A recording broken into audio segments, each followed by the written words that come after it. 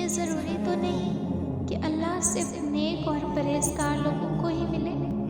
کبھی کبھی مجھ جیسے گناہگار کو بھی اللہ بہت قریب محسوس ہوتا ہے، اور اللہ یہ کبھی نہیں کہتا کہ تم تو گناہگار ہو، میں تمہاری کیوں سنوں، بلکہ وہ کہتا ہے کہ آؤ مجھے اپنی کہانی سناؤ، میں سنوں گا، ایک ایک حرف سنوں گا، ایک ایک آنسو سنبھال کر رکھوں گا، اور ایک ایک دعا اور التجا کا اجر دوں گا، صبر کا صلہ دوں گا۔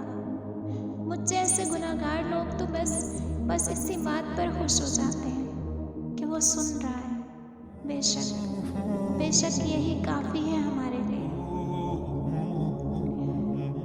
زندگی کے تلخ تجربات سے گزر کر اور کئی مان ٹوٹنے کے بعد پیدا ہونے والی خود اعتمادی ایک مشعل راہ کی صورت میں ہمیں اس مقام تک لے جاتی ہے جہاں ہمیں کسی بھی انسانی آسرے کی ضرورت نہیں رہتی، جہاں ہمارے پاس صرف اللہ ہوتا ہے، صرف اللہ۔